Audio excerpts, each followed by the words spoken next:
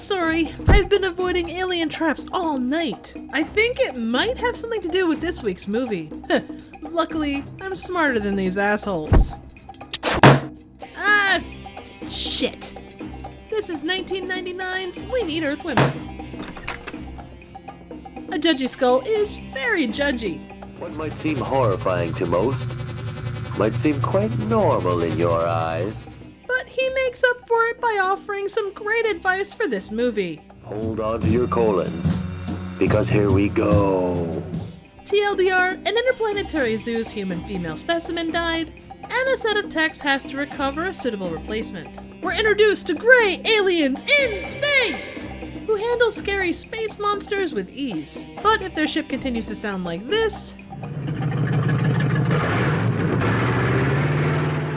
they may have an incredibly long journey in front of them. Luckily, they have hard science magazines to help pass the time. I just figured I'd read up on the specimen we need to retrieve. Meanwhile on Earth, at this lovely little pleasure emporium, Leroy the janitor also does some hard science research, all while inventing a new kind of chocolate peanut butter treat on a spoon. His boss talks fetishes. You know, some guys like to see women dressed up like biker chicks, see girls in white bobby socks rolling across the floor. Which by today's standards feel a tad tame.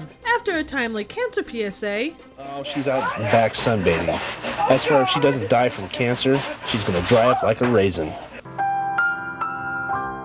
there's a product placement for shower gel, followed up by super fun shower time. Elsewhere, there's more hard research going on, along with a really random Zagnut bar product placement. Hey, what are you eating? A Zagnut? What are you eating? A Zagnut? The alien texts discuss the finer points of horror. Horror movies always have some sort of monster or creature in them, and they stalk beautiful women like in that magazine. And implement a plan to complete their mission. I'll disguise myself like the monster in this movie, and the female will be so scared that she'll be easy to capture. We go full horror movie as one of the space apes dons a mask to scare his target. But movie, I do have to ask if the mask is really necessary. I mean, does he have a secret identity he needs to worry about? Either way, he fails miserably, accidentally leaving her as just a festive skull. They dump the evidence, and a lucky kid gains a new friend. Elsewhere, a sex hotline operator, totally into her job, Let me just drop this towel I'm wearing. gets kidnapped and leaves her client with an extreme case of blue balls. She takes the whole thing really well, and even sees the bright side. I could be in a TV movie of the week. She makes the best of the situation by having the tech shake what his space mama gave him. Come on, you big alien guy. Give it to me.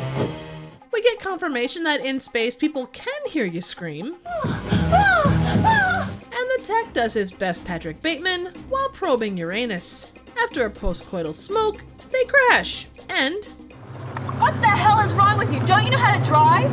Me?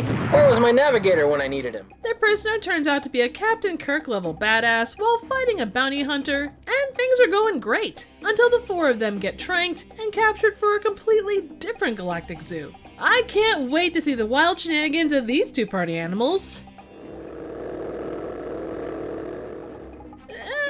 Never mind. Just like a mullet, the party is always in the back, which leads to close encounters of the sexy kind. While the ship is a-rockin', the capturers are captured by Pac-Man, who then flies off into the sunset.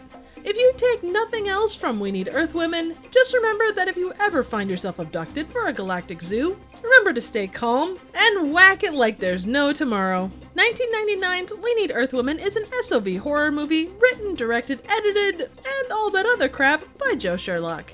This is the first SOV movie I've done in quite a while, and it's probably the least known of the ones I've reviewed. SOV is short for shot on video, a phenomenon of the 90s which allowed anyone to try their hand at movie making because of the relative affordability, availability, and reusability of VHS. Things, Chickboxer, and Feeders are but a few of the titles that came out in this era. And then you have We Need Earth Women, which I caught thanks to a closeout sale by the SOV Horror website and suggested by the trash film guru himself, Dan from TYTD Reviews. From moment one, I was totally intrigued by the trailer for this one. At only 40 minutes long, it ranks as one of the shortest things I've reviewed. But as an editor, I can say that you could have cut 10 minutes from this and had a much tighter package. But in this instance, it wasn't necessarily the point. Director Joe Sherlock talked about how he went into the project with the idea of recycling footage. We Need Earthwoman is pieced together from extra takes of his own and friends' movies, and even includes some test footage. Up until roughly the 30-minute mark, most of the movie was made from other movies, with the alien tech arc stringing the entire thing together. He was also inspired by Battle Beyond the Stars footage being reused in Star Slammer and Droid Gunner, just to name a few. In fact, homage is paid to this by a Battle Beyond the Stars poster in one of the shots. Sherlock also took inspiration from the takeout containers at his work cafeteria salad bar, which would go on to become the main spaceships. And although I can't find proof, the prologue sounds an awful lot like Criswell's opening monologue in Plan 9 from Outer Space. You are interested in the unknown, the mysterious, the unexplainable. You are interested in the bizarre, the odd, the strange. Which uses stock footage in the same way that Sherlock uses outtakes and test footage.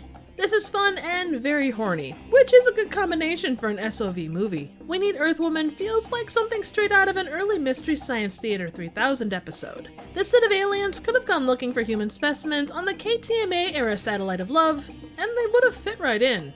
This movie isn't the easiest to find, but if you're a fan of SOV, definitely seek it out. So what do you think? Suggestions for movies, trivial questions, comments, ratings, and more takeout container spaceships would be appreciated. Thank you so very much for watching.